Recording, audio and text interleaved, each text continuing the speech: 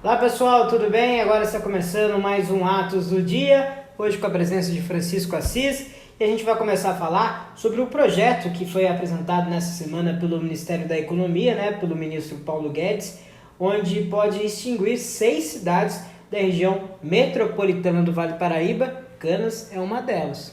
Na verdade, Canas hoje ela está passando no limite para não entrar nesse pacote. Por quê? A proposta apresentada ontem, aliás, essa proposta, essa é uma das propostas apresentadas no Pacto Federativo, e ela regulamenta, Marcelo, que ela vai afetar municípios com menos de 5 mil habitantes, e aí entra Canas está quase lá, né? Sim.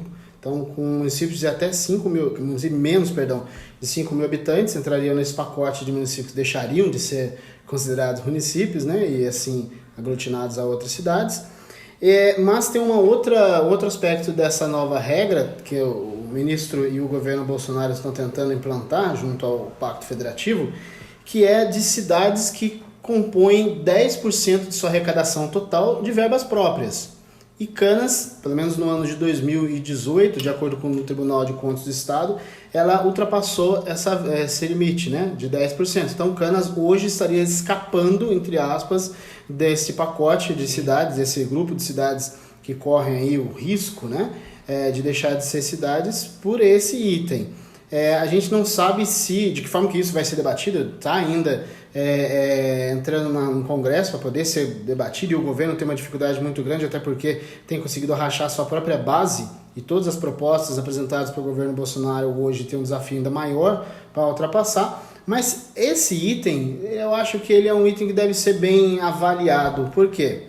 A gente tem no país hoje, são 5.570 municípios no Brasil, e boa parte deles não tem condição de se autossustentar.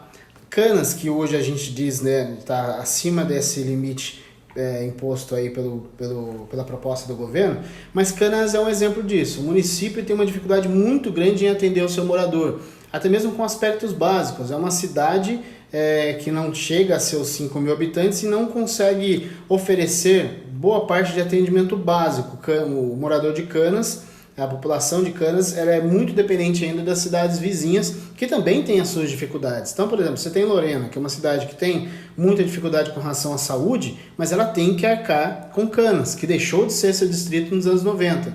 Então, se você tira aspectos de cidades como essa, e a gente pode dar outros exemplos, pode pegar até o estado de Minas Gerais, que tem uma série de cidades, mas até menores, em condições até piores que a de Canas.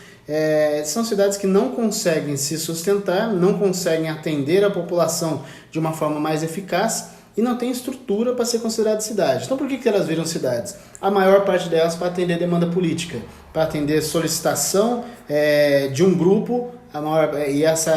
Esse boom de pequenos municípios aconteceram nos anos 70 para cá. E fora isso, você tem um gasto muito grande com o poder público. Você imagina Canas, por exemplo, essa pequena cidade que estávamos falando aqui, do lado de Lorena, é uma cidade que tem, além de todas as dificuldades em atrair arrecadação, ela tem um gasto com o poder público muito grande. Ela tem que arcar com uma Câmara, com toda a estrutura de um Executivo, e lembrando que Canas foi uma das cidades tidas como exemplo, pegas como exemplo, numa matéria do Grupo Bandeirantes, que especificava a falta de eficácia do legislativo em boa parte dessas cidades. Então você tem um poder público hoje em municípios menores que eles pouco conseguem atribuir, pouco conseguem oferecer à sua população, mas eles conseguem retirar um valor muito grande porque precisa se manter essa estrutura. Então por isso que eu acredito que essa proposta pode ser bem vista pela crítica. Eu só não sei se ela vai conseguir passar no Congresso, até pela questão política. Mas Canas é uma dessas cidades que, enquanto isso não acontece, ela tem, por exemplo, Marcelo, você tem uma outra informação sobre isso, que é de manter-se ainda a expectativa de receber verbas externas. Que é o caso até mesmo da verba que... Qual que é a verba mesmo? De 300 mil, né? Exatamente, porque a Secretaria de Desenvolvimento Regional do Estado de São Paulo liberou 300 mil reais para obras de recapeamento asfáltico para a cidade, uma verba que vem em ótima situação, né?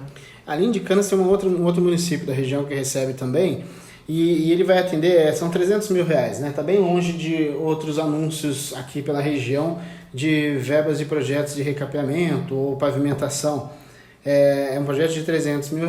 Canas, ela precisa ser atendida, ela precisa ser ouvida. Para isso, ela precisa ser melhor representada. É preciso que o poder executivo e legislativo consigam atrair não só esse trabalho que é mais difícil ainda, que é o investimento privado, né? Mas atrair também a atenção do Estado, atrair a atenção da própria União. O governo federal é criticado muito porque se prometeu durante a campanha no último ano de que se encurtaria esse caminho entre a verba federal e os municípios. Ele deixaria que essa verba, sabe aquela situação do rio, curva de rio, ela vai parando, né? Então a expectativa era que essa verba diminuísse, né, esse caminho. Não é isso que a gente tem visto, mas é bom você ter municípios pequenos como esse sendo atendidos, mesmo em meio a uma realidade, como na primeira notícia da questão do Pacto Federativo.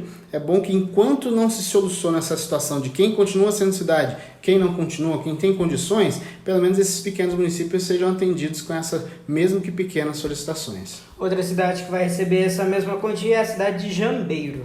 Pois é. E já vamos agora para Cachoeira Paulista, porque o vereador professor Danilo pediu a renúncia do seu cargo como vereador na cidade. A justificativa seria que que a vida política começou a afetar a sua vida pessoal e também a sua saúde.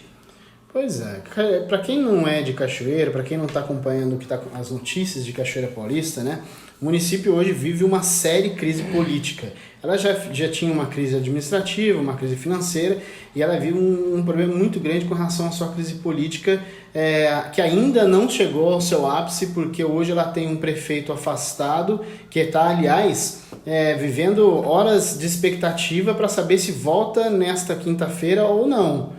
O prefeito Edson Mota pode ser que volta já na quinta-feira. Ele tem um afastamento, num primeiro momento, um afastamento dado pela Justiça de 180 dias,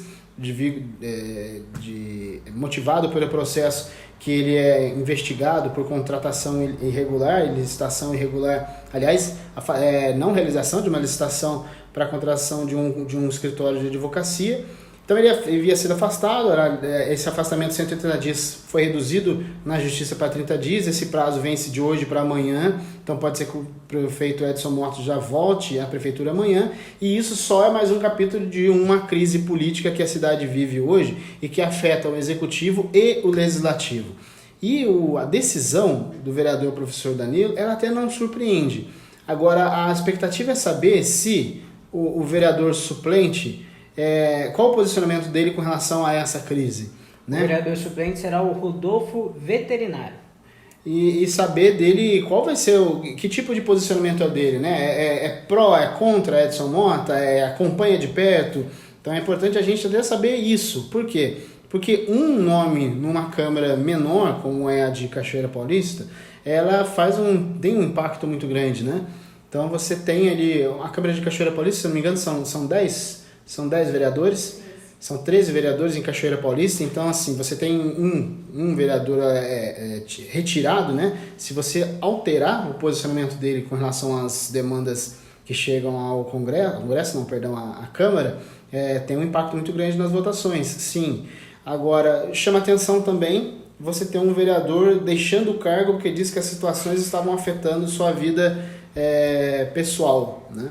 Fica pelo menos aí uma informação, um aprendizado para quem não tem cargo hoje em Cachoeira Paulista e em cidades da região, de que a situação é essa, o cenário é esse. Se você quer assumir um cargo como esse, que é um cargo pesado, você não vai apenas ser eleito para chegar na tribuna, falar o que quer, tirar foto, não. É um cargo, um peso muito grande, você já representar uma população e principalmente numa cidade que é uma cidade turbilhão, como é a cidade de Cachoeira Paulista.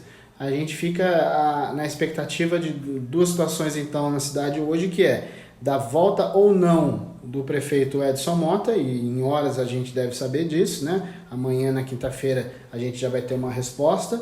E a outra é saber como fica a Câmara com essa nova mudança, né? Porque a Câmara de Cachoeira Paulista tem uma dança de cadeira nos últimos meses e o que não faltam lá são situações polêmicas, situações onde vereador entra, vereador sai, o suplente tem um posicionamento, o titular outro, aí tem processo em cima do suplente que não é mais vereador.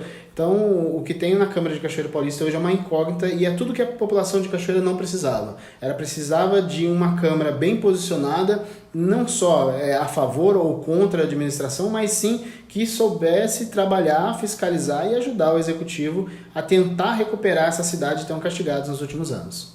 Cachoeira, então, está vivendo um momento muito difícil. É lógico, os bastidores da política, você sempre fica ligado no Atos no Rádio, todo dia a partir do meio-dia pela Transamérica. Esse foi o nosso Atos no Dia. Muito obrigado por você estar nos acompanhando. Fique ligado nas nossas redes sociais e também entre no nosso portal jornalatos.net. Até a próxima.